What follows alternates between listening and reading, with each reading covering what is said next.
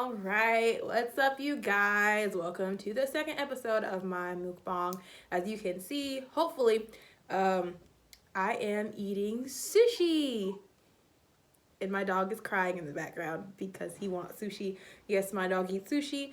And if I don't finish this, he will probably eat whatever I don't finish. So we have a couple different things going on around here. It's not just sushi.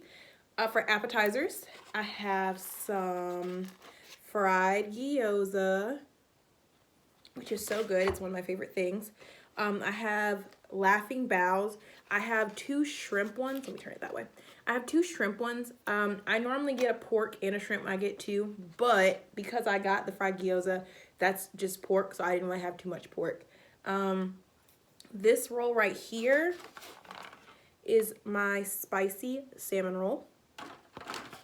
Then this one up front is a barbecue eel roll. And then my favorite, it's a honey dragon roll. I don't know if you can see that, but that's mango on the top. It's got like lobster and mango and avocados in it, and I absolutely love it. My dipping sauce, I have like some sesame seed sauce, I think. It's a little, I don't know what this is. It's like a tangier soy sauce. And then I have like just regular soy sauce that I'm going to put a little bit of the spicy green mustard in that I can't think of what the name is called. But I do know what it's called. Just can't think of it. All right, so let's just jump into my review. So, listeners, watchers, whatever you want to call yourselves. Have you ever seen somebody and you have a crush on them and you're trying to figure out, how in the world do I get this person to notice me? How do I get them to invite me into their life? How do I date this person? Well, if you have ever asked yourself these questions, look no further than the show You on Netflix, where Joe, or Will, depending on what season you're on, tells us exactly how to get and keep into death the girl. So, I'm going to do a quick synopsis, rundown of what it's about. How this dude, Joe, works in a bookstore in New York. This is season 1, okay? In New York. See this girl, Beck. Falls madly in love with her. Just knows that she is the perfect woman for him. Absolutely just knows that she is the perfect woman for him, right? No questions asked. So instead of being like a normal person, hey, can I have your number? You know, I get to know you. Something, anything normal. Joe decides to stalk this woman, okay? He decides that Beck is the woman for him. And nobody else can have Beck, okay? You know, Beck is pretty. Beck is pretty. And Beck knows her way around. She's a writer. Right? She lives in New York. She's a writer. Or an actress. Or like a Broadway actress specifically. Or something like that. But Beck does some dumb stuff too. Okay? Real dumb stuff. Beck has a scene where she's masturbating, but she has like an apartment with these wide open windows so like everybody can see her. And of course Joe is peeking around the corner and he's like watching her the whole time, you know, watching her the entire time. And I'm like, girl, what are you doing? Like, what are you doing? What are you doing? What are you doing? You know, you question, like, does she know? Like, is she into like voyeurage and stuff like that? Like, you know, what's really going on? But she really doesn't know. She's just really that dense, I guess, in that regards. So anyway, Joe stalks her entire life. He finds out who her parents are. He finds out who her friends are. How do they know each other? What school she goes to? Blah, blah, blah, blah, blah, blah, blah. You know, all that good stuff. And he basically inserts himself into her life, which anyone in the 21st century is going to do their background check on someone on social media, on their Instagram, on their Facebook. That is just the way that the game goes. You know, you might Google somebody. I read a story recently where a girl was Googling this guy who had a crush on her, and when she looked up his name, this man had a whole murder charge behind him. Like, what? A whole murder charge. So, anyway, after Joe starts inserting himself and be like, oh, I'm into that too, because, you know, obviously he saw her on Facebook or her Instagram, he realizes that he hates all of her friends. All of her friends are just in the way of their love, okay? So, what does he do? He kills them, murders them. Now, I will say, the ex that he murders a bit, he was a terrible person. He was a very, like, white privileged dude with money. Thought he could get away with anything and everything. Didn't care. Had murdered somebody himself. But, you know, daddy's got money. We can keep that under wraps. So, he like, locked him in a box, okay? He has this weird glass box under the bookstore that he works at. And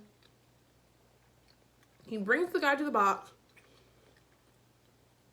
lets him sit up there for a couple weeks, and then realizes that he hates the man, and he kills him. You know? But because of who the man was, he was always leaving and going on drug benders and stuff. Like, it was easy to cover up.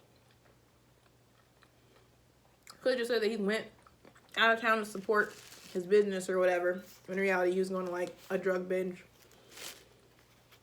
or something like that. So obviously Beck is devastated. Oh my God, my ex who treated me like crap is dead or gone. Whatever shall I do? Oh my God, he's gone.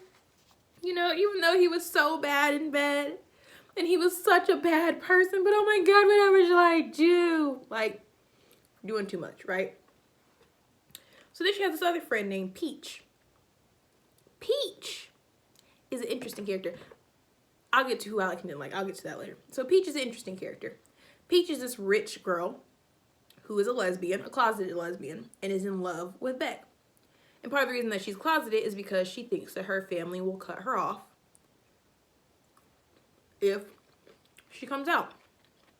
So her crush basically turned into obsession, just like Joe has obsession for Beck. But the thing is, Peach didn't kill anybody in her obsession, right? Peach just had a crush. And that's fine. You know, people have crushes on their best friend all the time. And he tries to kill Peach twice, okay? First time she's jogging, living her best life. You know, I think that's what people do when they're living their best life. There has never been a day that I have jogged and felt like I'm living my best life. I feel like I'm dying. But I'm also severely out of shape. And I have little baby lungs. So, it ain't for me. But she's jogging. And Joe comes out with his little baseball cap on. And I don't know if everybody in this show was just blind. Like, I understand it's a show. You have to suspend your disbelief, right? These are good. You have to suspend your disbelief. But Joe does not wear no type of disguises. Joe did not cover his face. Joe puts on a track outfit and a baseball cap and hides behind like poles, right? And you think, okay, he's hiding behind a pole. But imagine a pole like this to my face. This is how Joe hides. This is the pole. This is Joe's face peeking around the corner. Just like that. Just like that. Just like that, right? So, I don't know how nobody knows it's him. The suspended disbelief has been gone after like the second episode and he was doing this. Can you see me? Can you see me? Yeah, that was gone. But anyway, he pops around the corner, chasing Peach down, does his little monologue in his head about how much jogging sucks, because it does. And, ooh, excuse me, bashes her head in with a rock, I think. And Peach doesn't die. Peach does not die, okay? Peach is a BAMF, a BAMF. Peach does not die. She gets a concussion and she loses a little bit of memory, so she doesn't know who it was who did it. Conveniently, she loses memory. And she doesn't die. So, Peach, being the smart BAMF that she is, uses this as an opportunity to get closer to Beck. Because she needs someone to take care of her, you know? It's not like her family has money and they can hire an in-home nurse to make sure she's taking her medication and that she doesn't hurt herself. Except it's exactly like that, you know? But Beck is like, that's my best friend, even though she's a little weird sometimes. I love her. She's my best friend. And honestly, it doesn't matter how like much money your best friend has. When your best friend is hurt, you're gonna go help them because that's what friends do.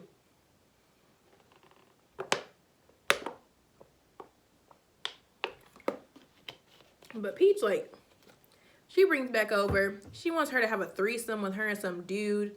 Because that's really the only way that she can sleep with her. Because, again, she's a closet lesbian and ain't never gonna come out the closet. So Joe follows them to Peach's, like, summer house, right? And let me go back a little bit. Joe and Beck had started dating and they had broken up. Because of trust issues and stuff. So they had broken up. So Joe follows them to Peach's like summer house out in the woods. Who has a summer house out in the woods? I don't know. I'm not rich. I'm a poor college student, so maybe that's like above my pay grade. But he follows them. He crashes his car, okay? Crashes this beautiful red car.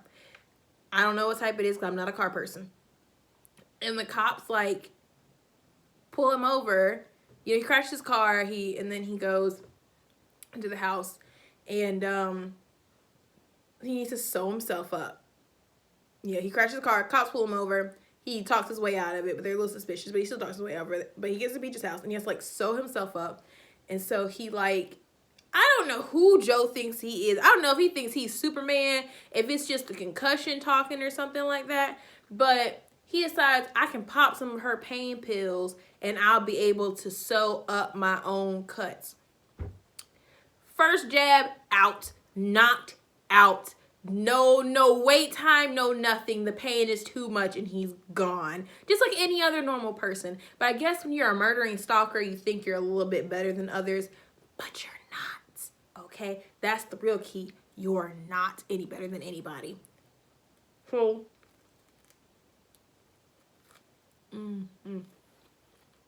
Oh, you think?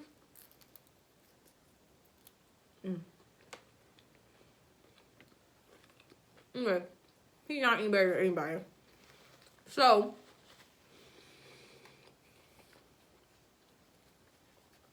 he pees in a jar at Peach's house. He has to pee when he wakes back up. And then him and Peach get into this big fight. Like, physical fight. And she tried to kill him, right? But he kills her instead. And, like, in that regard, you could say that maybe it was self-defense. But on the other hand, you have to say, why are you breaking her house in the first place? You obviously went there to kill her. Like, he was saying he was going to go get Beck back, this, that, and the other, and warn her. Because when he was in the house, you know, he found out that Peach... He had been in the house earlier. Forgot about that. He'd been in the house earlier before he came back. But Peach was going to try to take Beck to Paris where they could be together and be lovers. But here's the thing. Beck had never shown any interest in women at this point, too. So even if her and Peach went to Paris, there would have been nothing going on, right? She was straight. She was completely straight. Whatever. So he kills Peach, and then other exposition happens. You know, there's some other background things, like he's living next door to like this woman, and her boyfriend's a cop, and he's abusive to her and her son, and all these other things. But eventually he's like, I'm gonna get over you, Beck, because you're the reason that I'm killing all these people. Not that I have any type of free will of my own. It's all you. You are the one that's causing me to kill all these people. And so he starts dating this black chick, which I was like, that's interesting. Definitely didn't see that coming. And then he cheats on her with Beck. Beck sees that he's happy in a relationship. He ain't killing nobody no more. She don't know he murdered at this point, but he ain't killing nobody no more. He's moved on with his life, kind of, sort of. He's still kind of a stalker weirdo, but he's helping the lady who had the abusive boyfriend. Him and his girlfriend are fine. And what happens? Beck has to come and ruin it all with her thotty ways. And he sleeps with her multiple times. Then he breaks up with his girlfriend. Him and Beck get together because he's like, you're my person. You're my person. Cool. They date for a couple months. He finds out that Beck has been cheating on him with her therapist that they both go see. Okay? Then they confront each other. They're like, okay, he confronts her. They're like, we're going to work it out. He leaves. His next door neighbor comes by and is like, give Joe back this book. And Beck is like, with his book, why? And he's like, he told me to hide it above the toilet. Nobody ever looks there. So Beck gets into her idea like, I wonder what Joe's hiding above the toilet. First off, here's a tip. Don't look for things. Do not look for anything. Nothing. Absolutely nothing. So she finds the broken phones to her that she dropped and broke. She finds like her underwear and shirts and stuff that she's been missing. And she finds proof that he killed her ex and Peach. So she confronts him. He knocks her out. He puts her in a box. They fight. She tricks him into letting him out, and she tries to kill him, and then he kills her and blames it on the therapist she was cheating on him with.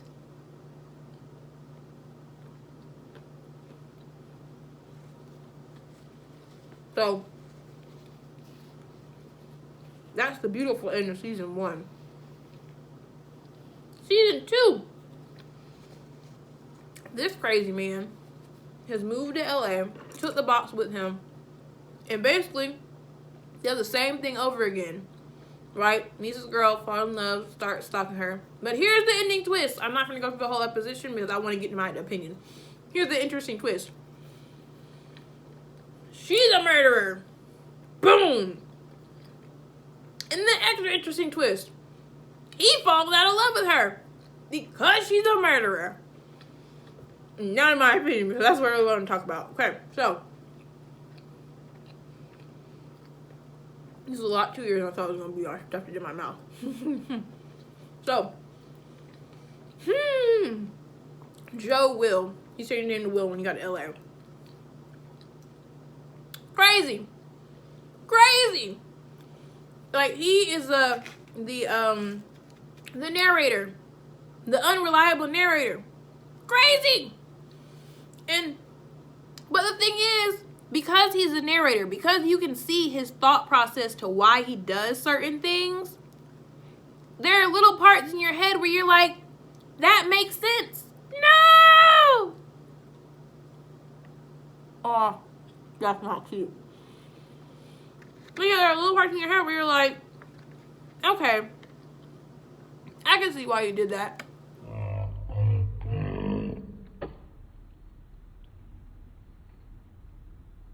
Why is this happening to me?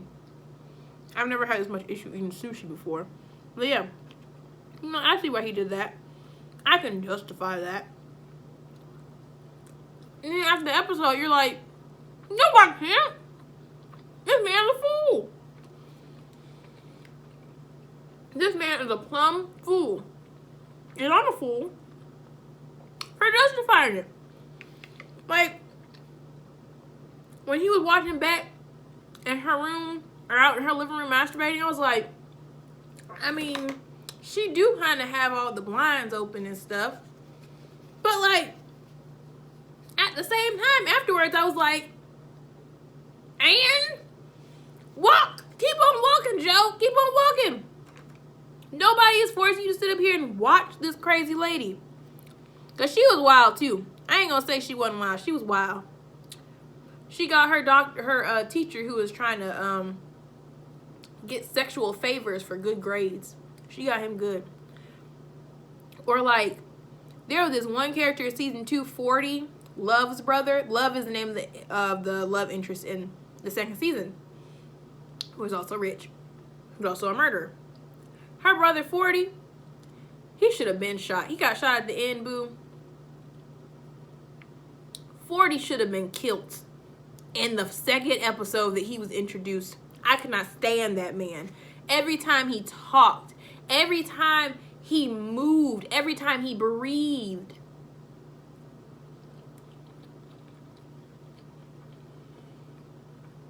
Every time he stepped on the screen, I was sick of him. Sick. Okay? And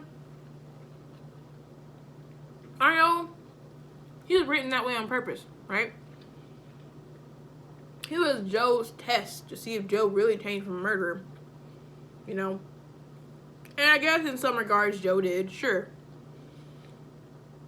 But he should have killed 40. Especially after there's a scene where 40 is trying to write. He's a producer, right? Everybody in LA is a producer. He is trying to write a script.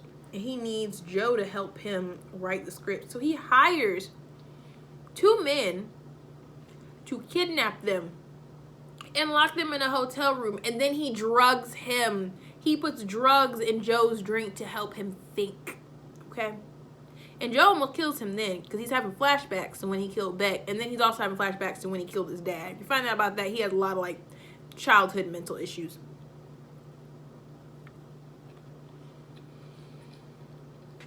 But boom. 40 should have got. The cop killed him in the end, but up until that point, 40 was just, he was doing too much. And then Love, the love interest.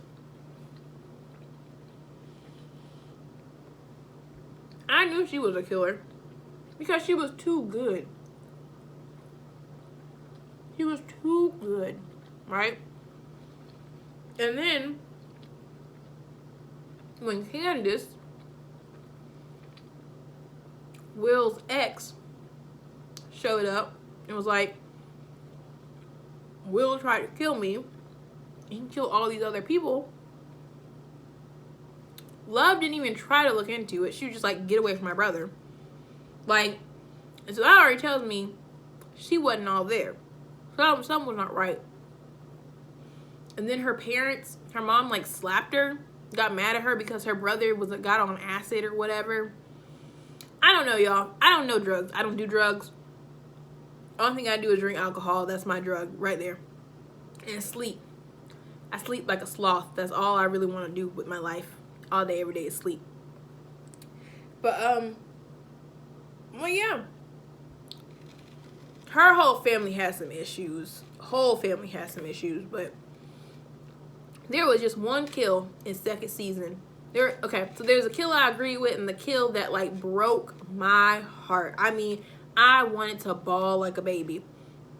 When he killed the, of course now I can't think of his name, the pedophile guy.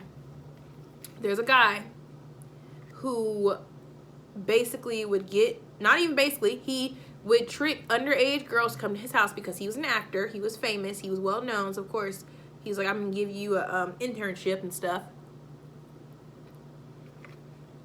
And he would drug them and take inappropriate pictures of them. Now, he accidentally killed that man. He pushed him down the steps. He broke his neck. He died. Whatever. He deserved it. And, but he deserved it. I loved it. I had to pause and clap when he died. I was so happy.